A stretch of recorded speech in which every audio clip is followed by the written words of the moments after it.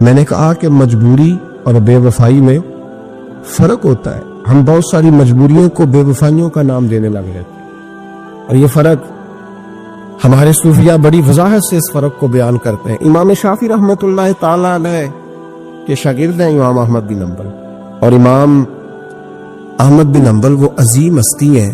اللہ کے بندے کہتے ہیں جس بندے نے امام احمد بن حنبل سے پیار کیا وہ سمجھ لے اس نے رسول اللہ کی سنت سے پیار کیا.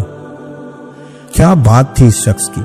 امام احمد بن حنبل ایک بڑی پروقار لیکن امام شافعی کے شاگرد تھے. امام احمد بن حنبل کی ایک بیٹی تھی. وہ کہتی ہے میں نے اپنے ابا جی کو 2 ہی کام کرتے دیکھا، سارا دن رسول اللہ کا دین پڑھاتے اور ساری رات مصلی پہ بیٹھ کے اللہ کی یاد میں اور نبی پاک کے درود و سلام میں مشغول رہتے. لیکن میں نے اپنے باپ کو ہمیشہ ایک کام کرتے دیکھا، 2 مشغلے تھے، سارا دن دین پڑھانا، ساری رات عبادت اور حضور صلی اللہ علیہ وسلم پر درود و سلام میں گزارنا.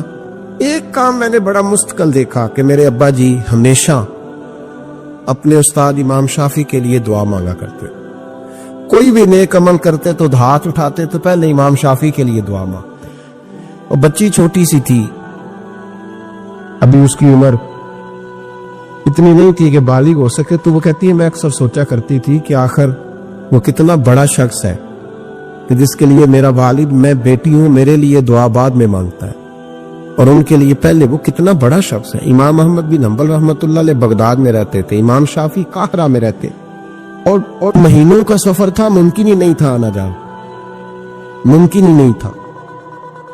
خیر امام ایک وقت ایسا بھی آیا، بیٹی کہتی ہے میری بڑی دعا تھی کہ کبھی میرے ابا جی کا استاد آئے، میں کبھی اس کاریگر کو بھی دیکھوں جس نے اس جیسا ہیرا تراشا ہے.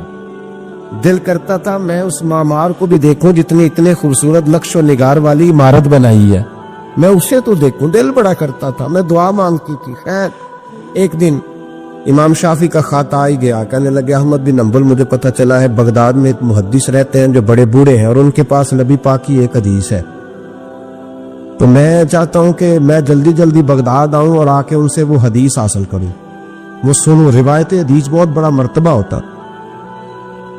خط آ گیا تو امام احمد بن حنبل تو گویا بات ہی اور طرح کی ہو گئی نا، وہ تو مسئلہ ہی اور طرح کا ہو گیا نا. میں کو جیتے میرا دل بر سوڑا تے میں کیوں کر اس نو بھاواں، ویڑے میرے وڑدا نہ ہی کئی لاکھ وسیلے پاواں. آج جب پتہ چلا نا تو حال بدل گیا. وہ تو وجد کرنے لگے امام احمد، بیٹی سے کہنے لگے بیٹی تیاری کر لے، ہر چیز نہیں ہونی چاہیے، میں تیرے ساتھ لگتا ہوں، صفائیاں مل کے کریں، آج رانائیاں بکھریں. جب وہ آئے گا تو پھر دیکھے گی دنیا کہ کس طرح کسی نے کسی کی عقیدت کی ہے. امام کو خط ملا، ادھر سے امام احمد بن حنبل رحمۃ اللہ تعالی علیہ تیاری کرنے لگے اور امام شافعی چلنے لگے. جب چلے تو مہینوں کا سفر طے کر کے پہنچے.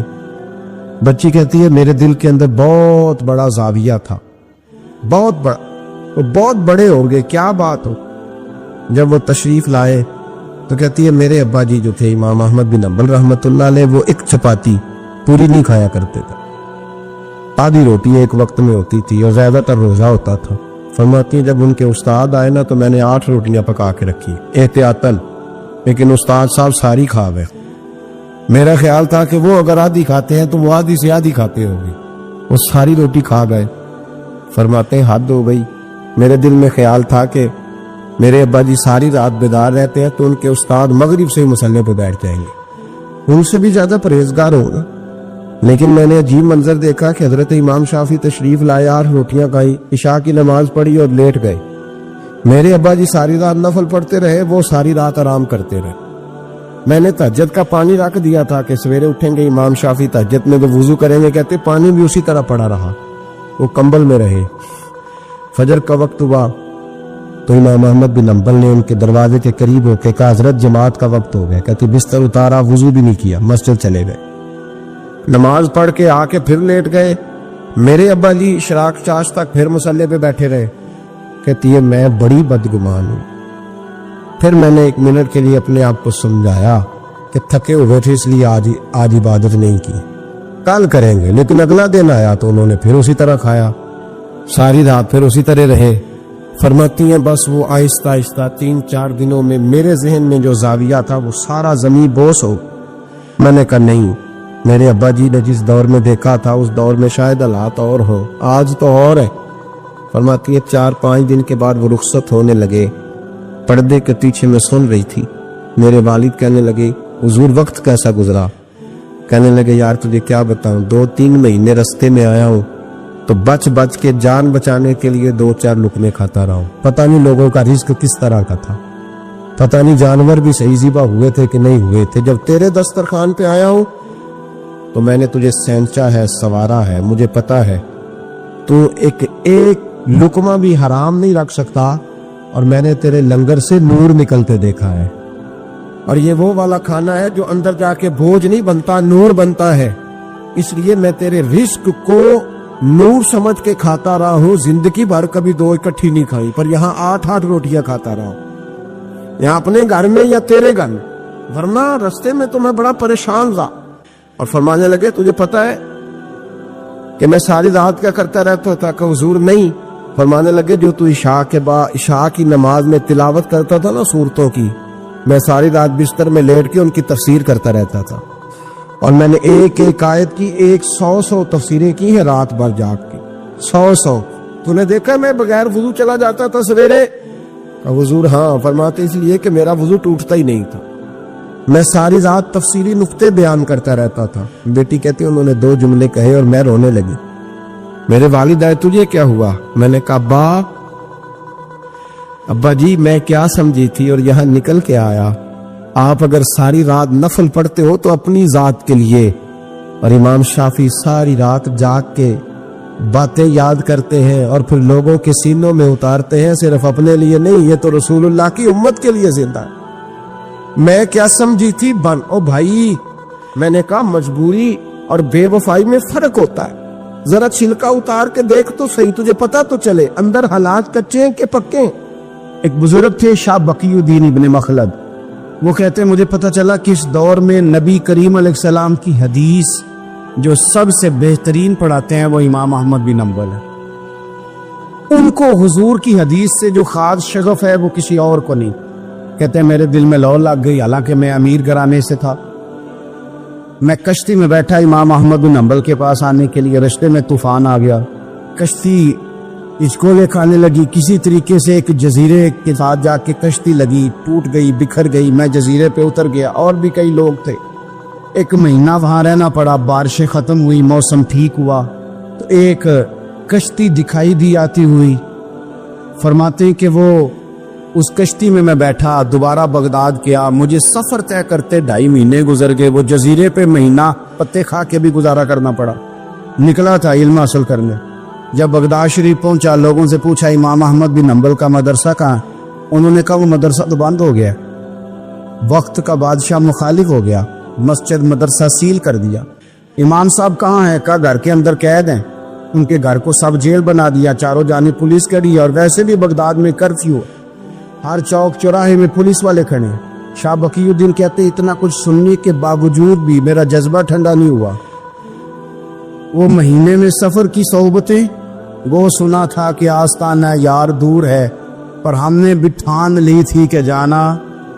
وہ سنا تھا کہ آستانہ یار دور ہے پر ہم نے یہ ٹھان لی تھی کہ جانا ضرور ہے. کہتے پہنچ گئے. اب پتا چلا کہ کرفیو ہے، سڑکوں پہ پولیس کھڑی ہے، گلیوں میں چوکوں چوراہوں میں پہرے ہیں. امام صاحب تک تو جا کوئی نہیں سکتا. کہتے میں نے ایک شخص کی منت کی، میں نے کہا کسی طریقے گاڑی بتا. کہنے لگا میں اشارہ بھی نہیں کر سکتا، سخت حالات ہیں. وہ کوئی طریقہ.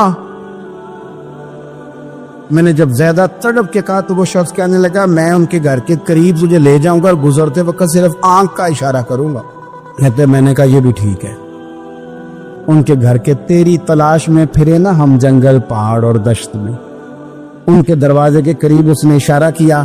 شاہ بقی الدین کہتے ہیں کہ میں گھر دے کے آ گیا واپس.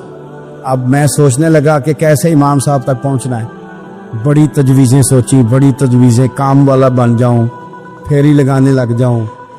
پھر سوچا کہ اگر میں کچھ بیچوں گا ریڑھی پہ رکھ کے تو کوئی خریدنے نکلے گا، کوئی نہیں نکلے گا. کس طرح کروں، کیا کروں، بڑی سوچیں. بالآخر میں نے طے کیا اللہ اکبر. میں نے نہ کپڑے پھاڑ لیے، امامہ اتار دیا. فرماتے ہیں کہ ایک پیالہ مٹی کا خرید کے گلے میں رسی سے باندھ لیا، اور امام احمد بن حنبل کی 3 گلیوں پیچھے میں نے دروازہ صدا لگانی شروع کی، فقیر ہوں، اللہ کے نام پہ لینے آیا ہوں. کہتے ایک دینار مانگتے مانگتے مانگتے مانگتے آزم یار منون دی خاطر اساں کی پیز بٹائے. کہتے ہیں مانگتے مانگتے نا میں امام احمد بن حنبل کے دروازے تک آیا. امیر گھر کا بچہ تھا، بڑے پیسے جیب میں ہوتے تھے. امام کے دروازے پہ صدا لگائی، کوئی ہے اللہ کے نام پہ دینے والا؟ کہتے ہیں نور بھرا دروازہ کھلا. ایک گورے مکھڑے والا، سفید داڑھی والا، سونے امامے والا، چمکدار آنکھیں، نورانی شباہت. کہتے امام احمد بن حنبل باہر آئے اور جیسے ایک دینار میرے پیالے میں ڈالنے لگے تو میں نے ہاتھ چوم کے کہا سونیا تیرے قربان جاؤں، میں دینار لینے نہیں آیا، محمد عربی کی حدیثیں سننے آیا. کہتے امام کی بھی آنکھیں کھل گئی. کہنے لگے اس حال میں آزم یار منون دی خاطر کی پیس بٹائے کہ حضور کیا کرتا، یہی ایک طریقہ رہ گیا تھا، میں تو کہاں سے چلا ہوں، کہاں پہنچا ہوں، کیا کروں؟ امام صاحب فرمانے لگے پھر میں بھی بڑے دنوں سے پریشان تھا، کوئی سیکھنے والا نہیں مل رہا، تو مل گیا. کہنے لگا حضور میں روز آ جاؤں فقیر بن کے، آپ جتنا چاہیں 2 4 5 منٹ میں مجھے حدیثیں سنا دیں، میں اگلے دن یاد کر آیا کروں. کہتے 2 سال لگ گئے. شاگرد کہاں ملیں گے ایسے، کہاں مرید ملیں گے، گزر گیا دور. کہتے ہیں کہ میں نا ہر روز فقیر بن کے جاتا، 3 گلیاں پیچھے مانگنا شروع کرتا، کوئی شک نہ کرے. 2 سال دروازے پہ جاتا، آگے پیالہ کرتا، امام ایک دینار ڈالتے اور مصطفیٰ کی حدیثیں سناتے. کہتے ہیں حالات بدل گئے. 2 سال کے بعد حکومت بدل گئی، امام کا مدرسہ بحال ہو گیا، رش ہو گیا. بادشاہ بڑا عقیدت مند تھا، جو نیا آیا اس نے بڑا کر کے ادارہ بنا کے دیا. جس دن میں گیا تو رش لگا ہوا تھا. کہتے حالات بدلے تو ہم نے بھی کپڑے بدلے، ہم نے بھی دوبارہ سے دستار باندھی. اور کہتے ہیں بڑے لوگ بیٹھے ہوئے تھے، میں جب داخل ہوا نا تو امام اٹھ کے کھڑے ہوئے. آپ فرمانے لگے پتر ادھر آ، تو آگے آ کے بیٹھ. لوگ دین سیکھنے آتے ہیں، تو فقیر بن کے مانگنے آیا تھا، اور میں بھی باقیوں کو پڑھایا کرتا تھا، تجھے میں دیا کرتا تھا، اور اب باقی پڑھا کریں گے، تجھے دیا جائے گا، اور تجھے سینے سے نکال کے دیا کروں گا. زمانے بدل گئے، حالات بدل گئے، وہ شخص چلا گیا، کون حکمران تھا کون نہیں تھا، لیکن استاد شاگرد کے ادب کی داستان قیامت تک باقی رہے. یہ قیامت جب طبیعتوں میں احترام ہوتا ہے، جب ادب ہوتا ہے. آپ کو پتہ ہے نبی پاک صلی اللہ علیہ وسلم کو یہ ادب کتنا پیارا ہے. نبی پاک علیہ الصلوۃ والسلام اس احترام کے جذبے کو کتنا پسند کرتے ہیں. اللہ کے پیارے رسول صلی اللہ تعالی علیہ وسلم اس جذبہ احترام سے کتنے راضی ہوتے ہیں. حضور کس قدر زیادہ چاہتے ہیں کہ میری امت ادب والی بنے. نبی پاک علیہ الصلوۃ والسلام ادب والے لوگوں کے بارے میں اتنے راضی ہیں، اتنے راضی ہیں، اتنے خوش ہیں. حضور اتنا نوازتے ہیں. میں نے یہ حدیث پڑھی تو یوں لگا کہ جیسے روح وجد کرنے لگی ہے. بہقی میں امام بہقی نے لکھی ہے، اللہ کے پیارے رسول علیہ السلام فرماتے ہیں جو چھوٹے پر شفقت کرے اور بڑے کا احترام کرے، اللہ اسے جنت میں میری سنگت عطا فرمائے گا. یہ میرے قرب کا ذریعہ ہے، یہ چیز میرا قرب ملے گا. شرط یہ ہے کہ ادب والے بن کے آؤ، احترام والے بن کے آؤ. کبھی بھی سوء ادب نہ کریں، کبھی کسی مقام پر بے ادبی نہ کریں. آپ اپنا ذائقہ کبھی تبدیل نہ کریں. امام احمد بن حنبل لکھ دے گا وضو کر رہے تھے، ایک شخص کہتا ہے میں نے ساری زندگی گناہوں میں گزار دی تھی. تو امام صاحب نا وضو کر رہے تھے جھیل پر بیٹھ کے. تو جھیل اس طرح ہوتی ہے، پہاڑ ہیں، اوپر کو پانی نیچے آ رہا ہے. تو کہتے ہیں امام صاحب نیچے بیٹھ کے وضو کر رہے تھے، تو میں اوپر بیٹھ کے نا وضو کر رہا تھا یا پانی پی رہا تھا. تو میں نے دیکھا کہ اتنے بڑے امام نیچے. کہتے میں نا میرے دل میں خیال ہے یار میں ساری زندگی غلط کاموں میں گزاری ہے، پر جو بھی ہے یہ رسول اللہ کے دین کے عالم. کہتے ہیں وہ حضور کے دین کی عزت کرنے کے لیے میں اوپر سے اٹھا آ کے نا تو میں تھوڑا پیچھے جا کے نیچے بیٹھ گیا، جو میری حاجت تھی، پانی پینا تھا یا منہ دھونا تھا، میں وہ کرنے لگا۔ کہتے ہیں امام صاحب نے بھی یوں نظر میری طرف دیکھی، پتہ نہیں انہوں نے کیا دعا دی کہ رب نے مجھے توبہ کی توفیق عطا فرما۔ میں اللہ کے فضل سے اللہ نے میرا دل موڑ دیا اور میں رب کریم کی بارگاہ کی جانب میری توجہ ہو گئی۔ خدا نے مجھے اس ادب کی برکت سے اپنی بارگاہ کی طرف اللہ تبارک و تعالیٰ نے مجھے موڑ لیا۔ بے ادبی تو بندے کو کفر تک لے جاتی، بے ادبی تو کفر تک لے جاتی ہے۔ اگر بندہ بے ادب ہوتا ہوتا اللہ رسول کی بے ادبی تک پہنچ جائے تو دور نکل گیا، لیکن یہاں باقاعدہ بے ادبی کو پروموٹ کیا جا رہا ہے۔ کبھی بھی بے ادب نہ بنے، ادب والے رہیں، ادب والے بن کے جئیں، ادب والے بن کے دنیا سے جائیں۔ وہ درویش نے کہا تھا کہ بے ادباں مقصود نہ حاصل، نہ درگاہ ٹوئی، پانچ ادب دے محمد بخشا، توڑ نہیں چڑھیا کوئی۔ بادب لوگ جو ہوتے ہیں وہ دوسروں کو عزت دے دیتے ہیں اور اپنے اخلاق کو بلند کر لیتے ہیں۔ جب آپ کسی کا احترام کر رہے ہوتے ہیں تو آپ اسی کو نہیں کچھ دے رہے ہوتے، آپ اپنی عظمت کا بھی اظہار کر رہے ہوتے ہیں۔ کسی کو عزت دیتے وقت آپ کے اخلاق کا بھی پتہ چل رہا ہوتا ہے۔ اخلاقی قدریں مضبوط ہوتی ہے احترام کرنے سے۔ مذہب اسلام اتنا سونا ہے، اتنا پیارا ہے، یہ دین اتنا ٹھنڈا اور اتنا میٹھا ہے کہ دھرتی کے سارے حسن سمیٹ کر اگر ایک لفظ بنایا جائے تو وہ دین اسلام بنتا ہے۔ یہ دین اتنی خوبصورتیاں بانٹتا ہے، اگر دین اسلام کی مختلف تشریحات کرتے کرتے یہ کہہ دیا جائے نا کہ یہ دین ادب والا دین ہے، احترام والا دین ہے، توقیر والا دین ہے، ہر شخص کو مناسب عزت، یعنی نبی پاک علیہ السلام نے استاد کی عزت بیان کی، باپ کی عزت بیان کی، بوڑھے کی عزت بیان کی، امام کی عزت بیان کی، عالم کی عزت بیان کی۔ کچھ بھی نہیں تھا، بالکل ان پڑھ تھا، سادہ تھا، پر مزدوری کر رہا تھا، حلال کما رہا تھا، ہاتھوں پہ چھالے تھے، قربان جائیں۔ میرے محبوب نے فرمایا یہ جو حلال کما رہا ہے نا یہ بھی اللہ کا دوست ہے، اس کا بھی احترام بیان کر دیا، اس کا اکرام بھی بیان کر دیا۔ تو نے ہر شخص کی قسمت میں یہ عزت لکھی اور آخری خطبے کی صورت میں وصیت لکھی۔ نبی کریم صلی اللہ علیہ وسلم نے لوگوں کو احترام دیا، اللہ کے محبوب علیہ الصلوۃ والسلام۔ آپ دیکھیے حضور نے اس عورت کی بھی فضیلت بیان کی جس کے گھر کے اندر اولاد پیدا ہوتی ہے، اور اس کی بھی فضیلت بیان کی کہ جس گھر کے اندر اولاد پیدا ہوتی ہے پر جلدی چلی جاتی ہے، انتقال ہو جاتا ہے کسی بچے کا خدا نخواستہ، اس کی بھی فضیلت بیان کی۔ جس کا خامند موجود ہے اور وہ خامند کی خدمت کرتی ہے، اور اس بیوی کی بھی فضیلت بیان کی جس کا خامند انتقال کر گیا پر وہ اپنے بچوں کی پرورش کرتی ہے۔ حضور فرماتے ہیں سب سے پہلے جنت میں مجھے وہ عورت نظر آئی۔ تو ہر شخص کے لیے حضور نے احترام بیان کیا، اکرام بیان کیا۔ ہم نے چونکہ بدگمانیاں پیدا کرنی شروع کر لی ہے تو معاشرے کے اندر بسنے والے لوگوں کے بارے میں ہمارے دلوں میں مختلف وسوسے آ جاتے ہیں، مختلف وسوسے۔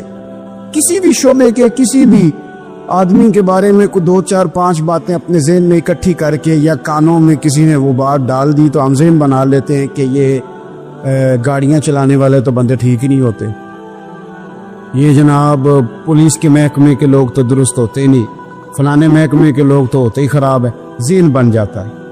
پھر آہستہ آہستہ ادب انسان کے دل سے رخصت ہوتا ہے۔ ہمیں دین نے ادب سکھایا، احترام سکھایا۔ میرے رسول کریم علیہ الصلوۃ والسلام کی وہ ذات بابرکات ہے، ہمیشہ یہ ہوتا تھا کہ چھوٹے بڑوں کا ادب سکھاتے تھے، پر یہ واحد دربار مصطفیٰ ہے کہ جس کے آداب خود رب کریم نے بیان فرمائے۔ فرمایا یا ایھا الذین آمنوا لا ترفعوا اصواتکم فوق صوت النبی۔ آپ کبھی آیت کے انداز پر غور کرے، کہا اے ایمان والو تمہاری آوازیں میرے نبی کریم علیہ السلام کی آواز سے اونچی نہیں ہونی چاہیے. بندے کی آواز کا کوئی والیوم ہوتا ہے کہ اب 3 پہ آواز ہے. ٹیپ ریکارڈر کا تو والیوم ہوتا ہے نا کہ 1 پہ ہے، 2 پہ ہے، 6 پہ ہے. تو آواز کا والیوم ہوتا ہے کہ یہ کتنے پہ ہے. آواز تولی جا سکتی ہے کہ میری آواز کا وزن اس وقت 1.5 پاؤ ہے، آدھا کلو ہے، 5 چٹانک ہے، کوئی ہوتا ہے وزن؟ لیکن ہمیں بتایا گیا کہ بالکل وزن نہیں ہوتا، تولی نہیں جا سکتی، ماپی نہیں جا سکتی، پرکھی نہیں جا سکتی. لیکن جب تم نے دروازہ رسول پہ آنا ہے تو پھر آواز کو بھی تول کے آنا ہے، پھر لفظوں کو پرکھ کے آنا ہے، پھر جملے مرتب کر کے آنا، پھر ترتیب لگا کے آنا ہے، پھر تم نے وہاں سوچ سمجھ کے بات کرنا. ایک روایت میری نظر سے گزری اور کیا ہی انداز ہے، امام زرقانی نے لکھی. ایک صحابی ہے حضرت ابو قرصافہ رضی اللہ تعالیٰ عنہ. حضرت ابو قرصافہ رضی اللہ تعالیٰ عنہ فرماتے میں چھوٹا تھا، میری اماں اور میری خالہ مجھے ساتھ لے گئی. میں نے کہا کہاں جانا ہے؟ کہنے لگے آؤ نبی پاک کا کلمہ پڑھنے جانا ہے. پڑھیے درود شریف صلی اللہ، سارے پڑھیے، پھر پڑھیے ایک دفعہ صلی اللہ تعالی علیہ. حضور کا ذکر ہو تو فوراً درود پڑھنا چاہیے. نبی کریم علیہ السلام کی بارگاہ میں نا میری خالہ اور میری اماں دونوں مجھے ساتھ لے گئی کلمہ پڑھنے. کہتے ہیں جب ہم حضور کی بارگاہ میں پہنچے، کلمہ پڑھا، واپس آئے تو میری اماں اور میری خالہ آپس میں بات کرنے لگی. میری خالہ کہنے لگی تو نے دیکھا ہے ان کا بولنا کتنا مزیدار تھا. میری خالہ کہنے لگی تو نے تو وہ دیکھا ہے لیکن وہ جو غلام آیا تھا اس کے ساتھ ان کا رویہ کتنا پیارا تھا. تو نے دیکھا جب وہ کھانا کھا رہے تھے تو پہلا خیال انہوں نے ہمارا کیا. بار بار وہ ان کا ذکر کرتی، کہتے آپس میں حضور کی شانیں بیان کرتی، میری اماں بھی میری خالہ بھی. بالآخر بات لمبی ہو گئی تو میری اماں بولی، کہنے لگی بس کر، ہم کتنی عظمتیں بیان کریں گے، مجھے تو 3 باتیں سمجھ میں آئی ہیں. کتنی؟ 3 باتیں مجھے سمجھ میں آئی ہیں. کہا وہ کیا؟ تو کہنے لگی ما رأینا مثل ھذا الرجل احسن وجھا ولا القا صوبا ولا البنا کلاما. کہنے لگی مجھے تو 3 باتیں سمجھ میں آئی ہیں کہ نہ اتنا خوبصورت چہرے والا کوئی شخص دیکھا ہے اور نہ اتنے صاف کپڑوں والا کو دیکھا ہے اور نہ ہی اتنی میٹھی بولی بولنے والا کوئی دیکھا ہے. تینوں باتوں کی کمال ہے. ظاہری حسن بھی کمال، کپڑوں کی صفائی بھی کمال، اور رسول پاک کا بولنا بھی کمال، لب و لہجے میں مٹھاس بھی خوبصورتی والی.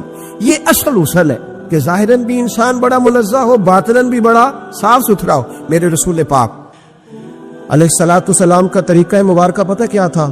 حضور صلی اللہ تعالی علیہ وآلہ وسلم جب مسجد میں نماز پڑھ لیتے تو حضرت جعفر رضی اللہ تعالیٰ عنہ فرماتے، بخاری کی حدیث ہے، فرماتے میں مدینہ شریف میں آیا تو حضور نماز پڑھ لیتے تو صحابہ نبی پاک کے پاس آتے اور حضور کا دست مبارک پکڑ کے پہلے چومتے پھر چہروں پہ ملتے، پہلے چومتے پھر چہروں پر.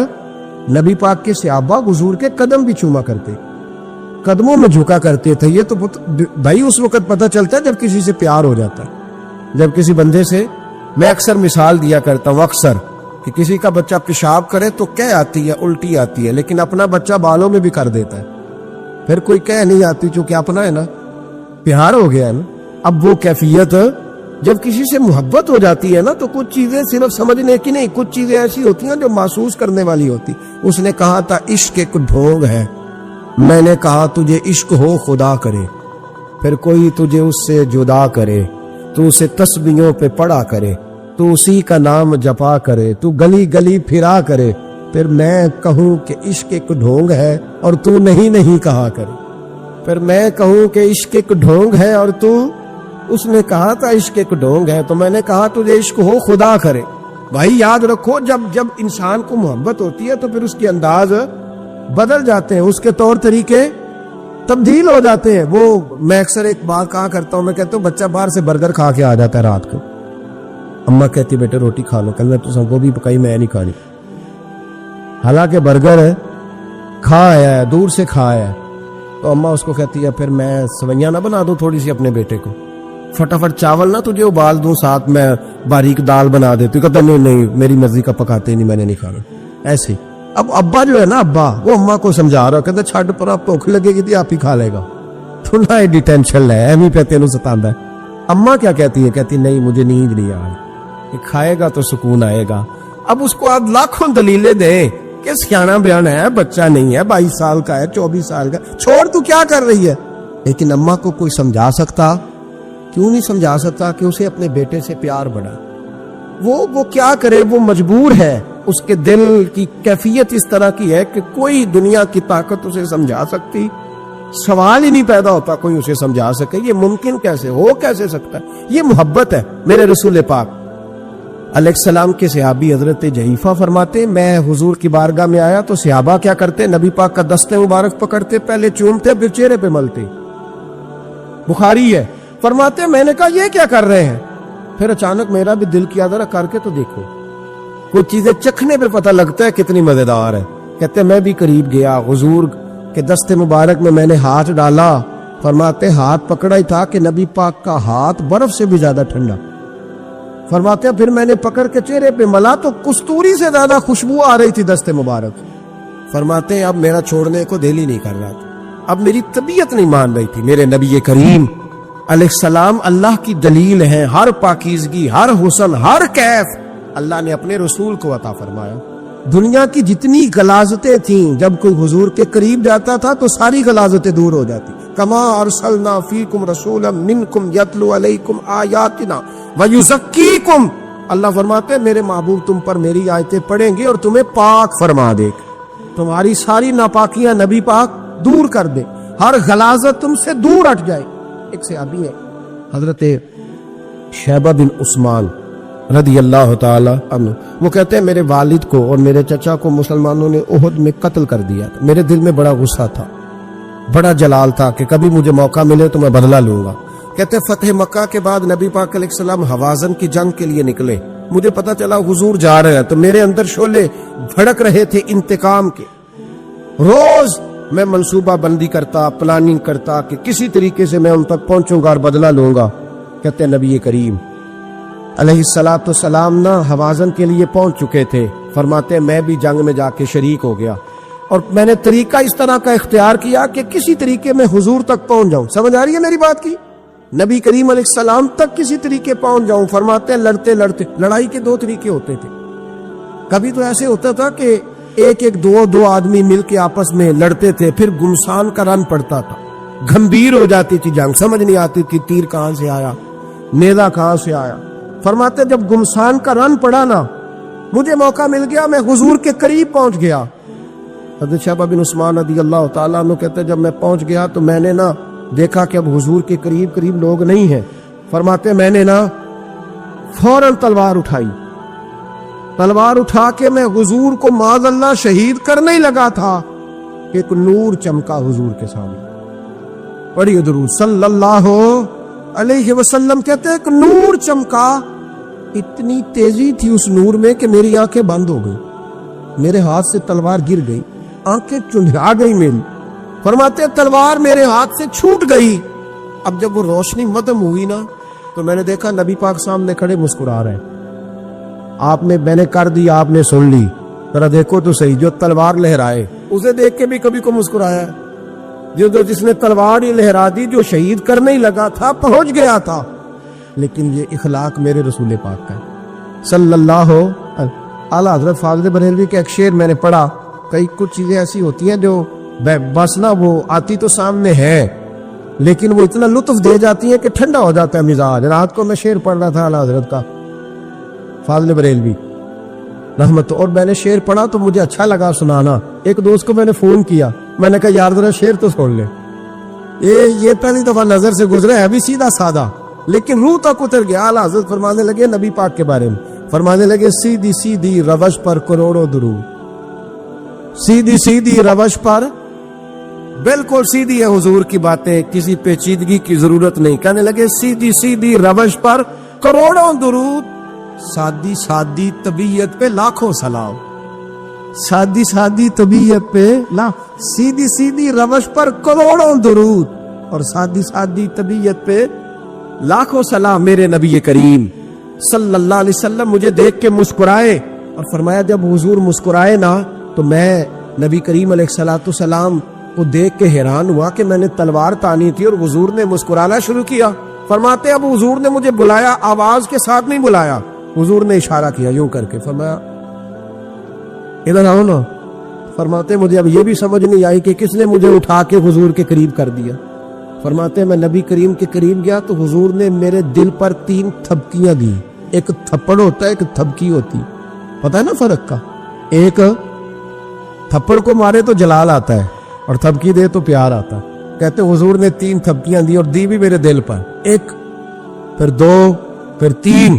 کہتے پہلی تھپکی دی تو میرے اندر سے کفر نکل گئی, دوسری تھپکی دی تو میرے اندر ایمان داخل ہو گیا, اور تیسری تھپکی جب نبی پاک علیہ السلام نے دی تو مجھے ہر چیز سے بڑھ کر رسول اللہ سے پیار ہو گیا, محبت ہو گئی نبی کریم سے. آپ فرماتے ہیں اب حضور نے نا فوراً میرے ہاتھ میں تلوار تھمائی. فرمایا پہلے تو ہمارے خلاف لڑ رہا تھا, تلوار پکڑ, اب ہماری طرف سے لڑ, تلوار پکڑ اور لڑ. آپ فرماتے ہیں میں اتنا لڑا کہ جو حضور کا دشمن سامنے آتا میں گلا کاٹ دیتا, جو آتا میں اس کے ٹکڑے کر دیتا. فرماتے ہیں پہلے میں باپ کا بدلہ لینے آیا تھا اور اب میرا یہ حال ہے کہ اگر میرا باپ بھی سامنے آئے گا تو میں اس کا بھی گلا کاٹ دوں گا, لیکن حضور کے قریب کسی کو جانے نہیں دوں گا. حضرت شیبہ بن عثمان کہتے ہیں جنگ ختم ہو گئی, حضور خیمے میں گئے, میں بھی گیا. اب نبی پاک لوگوں سے باتیں کر رہے ہیں, حضور لوگوں سے باتیں کر رہے ہیں. میں ایک کونے میں بیٹھا سوچ رہا ہوں کہ میں تو بدلہ لینے آیا تھا, یہ میرے ساتھ ہوا کیا. حضور لوگوں سے باتیں کرتے جا رہے ہیں, میں سوچتا جا رہا ہوں کہ میں تو انتقام لینے آیا, یہ کیا معاملہ ہوا. کہتے محبوب نے اچانک میری طرف نظر اٹھائی اور فرمانے لگے شیبہ ایک ارادہ تو نے کیا تھا جو غلط تھا, اور ایک ارادہ میرے رب نے کیا ہے اور تیرے اوپر فضل فرما دیا ہے. فرماتے حضور نے اب مجھ سے فرمایا کوئی خواہش ہو تو بتاؤ, مانگ لو کچھ مانگنا ہے تو. میں نے عرض کی یا رسول اللہ میری بخشش کی دعا کر, بڑا میرا خوفناک ماضی ہے, میں اسلام کا بڑا دشمن رہا ہوں, حضور دعا کر دے, یاد ماضی عذاب ہے یا رب, چھین لے مجھ سے حافظہ میرا, یا رسول اللہ بڑے گناہ ہیں میرے, دعا کر دے. کہتے میں نے دعا کے لیے کہا اور حضور پھر دوسرے لوگوں سے باتیں کرنے لگے, کبھی اس سے کبھی اس سے کبھی اس سے. میں سوچنے لگا کہ میری بات کا کوئی جواب ہی نہیں آیا.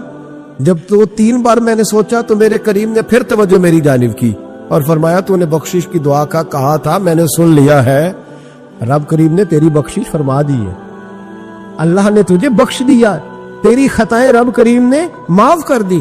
نبی پاک کے دست مبارک کی برکت, رسول پاک. ایک صحابی تھے حضرت فرقد ان کا نام تھا رضی اللہ تعالی. پہلے نا میں جب گفتگو کیا کرتا تھا نا تو میں صحابہ کا نام نہیں لیتا تھا, میں کہتا تھا ایک صحابی فرماتے ہیں, کیونکہ صحابہ کے نام مشکل تھے, لوگوں کو یاد نہیں رہتے. ایک دن میرے دل میں خیال آیا کہ نام لیں گے نہیں تو انہیں آئیں گے کیسے, چلو خود کسی کو یاد ہو جائے گا.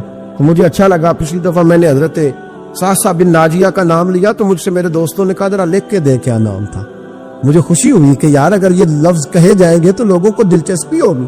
حضرت فرقد ایک صحابی تھے, اور یہ وہ صحابی ہیں جنہوں نے حضرت عمر کے زمانے میں موصل کا علاقہ فتح کیا تھا, بڑے دلیر تھے. ان کی 4 بیویاں تھیں.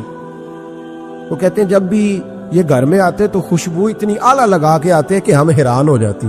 عورتیں زیادہ تیاری کرتی ہیں نا مردوں سے کہ نہیں, کہ آج کل مرد زیادہ کرتے ہیں. چلو میں دل چھوڑو, میں اپنی اصلاح کرنا, تسی دوواں گلاں تے انجن کیتا ہے, اب پتہ نہیں سچ کیا ہے, کون زیادہ تیاری کرتا ہے. چلو بیٹھے جو مرد نے. ویسے میرے پاس جو اخباری تراشے ہیں ان میں یہ لکھا ہے کہ آج کل مردوں کے میک اپ پہ زیادہ خرچ آنے لگے, یہ تحقیقی رپورٹ ہے. اور پاکستان میں سب سے زیادہ جو اخراجات ہیں وہ میک اپ کے سامان کے. پہلے لڑکیاں بیوٹی پارلر جاتی تھی, اب لڑکے بھی جاتے. پہلے صرف دلہن جاتی تھی, اب سارا خاندان جاتا. اللہ تعالیٰ معاف کرے. اس کے باوجود بڑی غربت ہے ملک میں, پریشانی بھی بڑی ہے. اس کے علاوہ ہمیں غریبوں کا درد ہے, اس کے باوجود ہم لوگوں کی مدد کرنا چاہتے ہیں. پتہ نہیں کیا ترجمہ کیا ہم نے غریب پروری کا, کیا معنی بنایا, اللہ بہتر جانتا ہے. کہ وہ چیزیں جن کی بالکل حاجت نہیں, بالکل ضرورت, ان پر لاکھوں لٹا کے کہتے ہیں وہ دیکھو بیچارے کو روٹی نہیں مل رہی. تو بھائی آپ مہربانی کرتے, خالی کندھی کر لیتے, باقی پیسے غریب کو دے دیتے. لیکن چلے معیار ہے نا ہمارا اپنا معیار ہے, اس پر میں جاتا نہیں, بات نہیں کرتا. نبی کریم علیہ الصلوۃ والسلام کے صحابی, ان کی ازواج کہتی ہیں کہ اب عورتیں زیادہ تیاری کیا کرتی تھی, لیکن وہ جب گھر آتے نا تو اتنی خوشبو لگاتے. کہتی ہم چاروں مل کے کوشش کرنے لگی, ڈھونڈنے لگی کہ وہ خوشبو کا پتہ کریں جو یہ لگاتا ہے. ہم نے بازار سارے تلاش کر لی. عرب کے اندر آج بھی خوشبو کا بڑا شوق, اور بڑی مہنگی خوشبو ملتی ہے. کبھی آپ بازار جائیں कहती सारी खुशबुएं लगा ली, थक गई। एक दिन चारों सौतने मिल के बैठी, कहने लगी हम नहीं इसका मुकाबला कर सकते, आज पूछ ही ले कहां से खुशबू लगाता है, पूछ ही लेते हैं, चलो बात ही खत्म हो जाए, पूछ ले। ये हम जितनी मर्जी आला लगाएं, जब ये आ जाता है ना, कुछ लोग मेरे महफिल होते हैं, जहां आ जाते हैं वहां छा जाते, तो ये जब आते हैं तो छा ही जाते हैं। क्या करें, इस तरह का मेरे महफिल है, क्या करें इसका। फरमाने लगी, एक दिन चारों सौतनों ने मिलकर उनको बिठा लिया, कहने लगी बताओ तो सही खुशबू कौन सी लगाते। कहने लगे कोई भी नहीं, कभी लगाई ही नहीं, आज तक नहीं लगाई। तो कहती है बीबियां कहने लगी सियाबा तो गलत बयानी नहीं करते, पर आप क्या बात कर रहे हैं, ये कैसे हो सकता है कि आप आते हैं तो हम हैरान हो जाती हैं। फरमाने लगे जिस दिन की तुम लगी हुई हो ना मेरी खुशबू का मुकाबला कर दे, मुझे पहले दिन का ही पता है। तो मैंने कहा चलो जोर लगा ही ले, देख ही लेते हैं कहां तक बात जाती है तुम्हारे पास, जितना जोर लगा लो। बहरहाल मैं अल्लाह की कसम उठा के कहता हूं कभी नहीं लगाई। तो बीबियां कहने लगी फिर बता तो सही, तो एक दलेर आदमी है, और जो दलेर लोग होते हैं वो खुशबुओं के और कपड़ों के और इन चीजों में ज्यादा वक्त नहीं लगाते, उनके तो मिशन और तरह के होते। आप तो मुजाहिद किस्म के आदमी है, पर हर वक्त खुशबू आती है। तो हजरत फरकत रो पड़े, कहने लगी बीमार हो गया था, लाचार हो गया, हकीमों तबीबों ने इनकार कर दिया, वजूद पर मेरे आबले निकल आए, फिंसियां बन गई, उनमें पीप भर गई, बैठ नहीं सकता था, उठ नहीं सकता। जब थक गया ना तो दरवाजा रसूल पे चला गया, जब थक गया तबीबों का थकाया सताया हुजूर की बारगाह में, कहा महबूबा देखे तो सही मेरा क्या हाल है। हुजूर जरा देख के, चल नहीं सकता, सो नहीं सकता, बैठ नहीं सकता, तेरे अलावा गम किसे बताओ। कहते हैं हुजूर ने फरमाया सतर ढांप ले, बाकी सारे कपड़े उतार, सतर ढांप ले। कहते हैं टखनों से लेकर नाफ तक मैंने सतर ढांप ली, बाकी सारे कपड़े उतारे। हुजूर क्या करेंगे, फरमाते हैं नबी पाक ने दस्ते मुबारक उठाया, बर्फ से ठंडा, कस्तूरी से ज्यादा महकने वाला, फरमाते हैं पूरे वजूद पर मेरे हुजूर ने दस्ते मुबारक एक दफा लगा दिया, अब जिधर जिधर से गुजरता हूं सारी दुनिया खुशबू से भर जाती। ये नबी पाक का दिया हुआ नूर है, ये हुजूर की अता करदा शिफा है, ये रसूल पाक के हुस्न की खैरात है।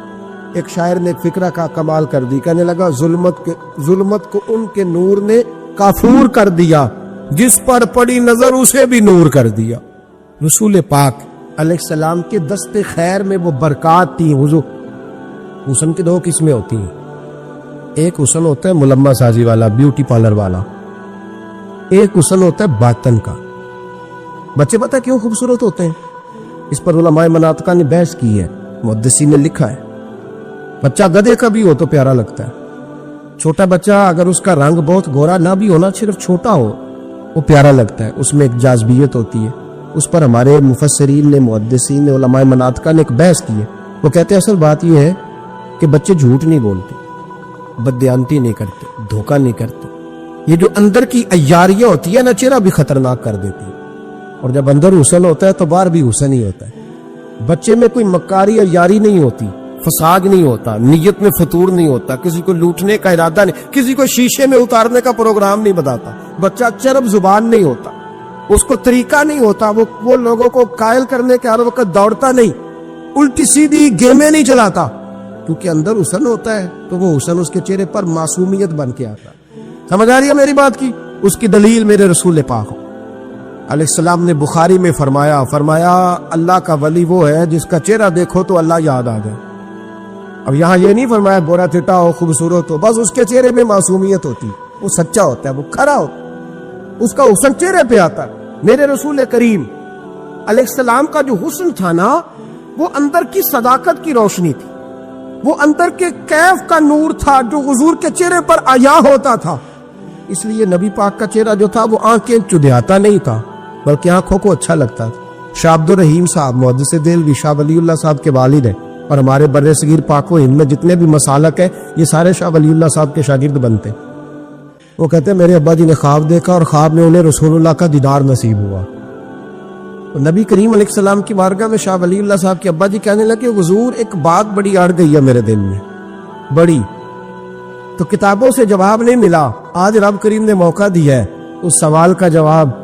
तो का अब्दुल रहीम पूछो का या रसूलल्लाह हजरत यूसुफ का हुस्न देख के लोगों ने उंगलियां काट ली, पर आपको तकने वाले तकते ही रहे।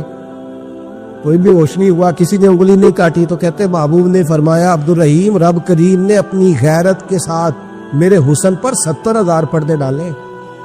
یہی بہتر ہے کہ پردوں میں وہ پردہ پوش رہے. وہ اگر پردے اٹھا دے تو کسے ہوش رہے.